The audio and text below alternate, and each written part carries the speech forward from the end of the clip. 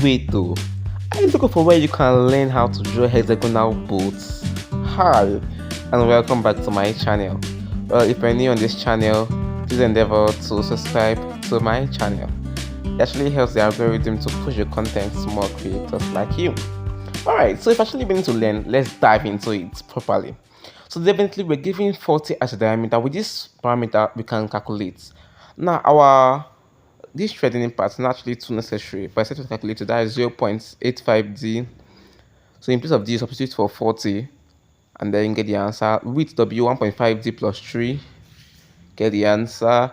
Theta is always 30 degrees, and radius of the chamfer is 1.5d, which is 1.5 times 40. Okay, so just imputed the answers and let us draw. So with diameter of 40, I'll measure 40 on my compass. 40 on my compass, okay? And then I'll construct a circle towards the downside of my booklet. Yes, so sharp and nice. Alright, so having done that, I'll mark the midpoint and I'll draw a horizontal line. I've been a vertical, called horizontal. I still remember. Horizontal, okay? And then I'll place it at this point. I did not check my compass, so the same radius I used to construct this, I'm also using to cut this arc. So I'll cut up. Pin in that part, cut up, cut down. Alright. So having done that, I'll get my ruler and then I'll draw. So yeah, basically I'll be joining. I'm actually done joining so fast. So with diameter of 40, okay, radius now will be 20. So I'll mark between 20 my meter rule, 20, and I'll pin here and I'll draw a circle inside. Okay. Now I want to do small jumpology, but please bear with me.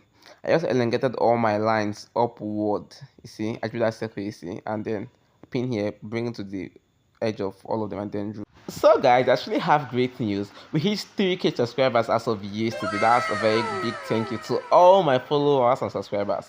Alright, so back to our drawing. So with my diameter of 40, at this point I'll mark 40 up, okay? And then I'll join it to that straight line. Yes. Okay, I'll draw. So with my radius of chamfer, which is 60, I'll measure 60 with my ruler. And then, okay, I pin up, cut. Sorry, is that blur? My camera is having an issue in focusing on stuff. So I'll pin, you see what I actually did? Pin at the edge of that line and then drew the arc. So I'll pin here, and then go to this part here, okay, this part here, okay? Then I'll cut an arc. I'll pin at this side, I'll intersect the arc. Okay, so I'll get the midpoint, okay? Oh, sorry, man. Let's make it focus. And then I'll place it back here, elongate to the top part of that line, and then draw an arc. Oh, my hand is covering it. I'm so sorry, but this is how it actually looks like. Here I'll actually account for it more, but I believe this will be more clearer. Because I'll pin here, cut to.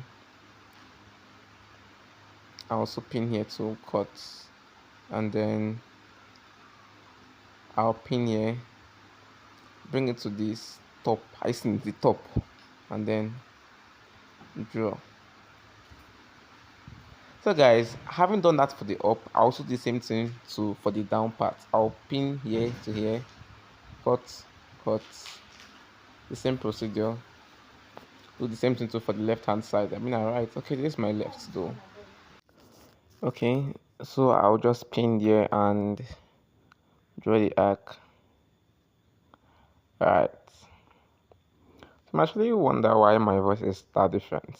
You know, there's actually a way you would talk or do a voiceover when you've eaten and do a voiceover when you're hungry. I just took my dinner and back to the editing. So that's actually why my voice changed a little. Okay, so back to business. I just did that chamfer there, which is the 60, okay, and I placed it at the tip and I draw my arm grabbing my chamfer there. So guys, that's basically how we get the chamfer part of it. So I'll thicken this part here and I'll thicken it. Are you whining? Can't you see how beautiful? Boy, wait, let me show my 30 degrees.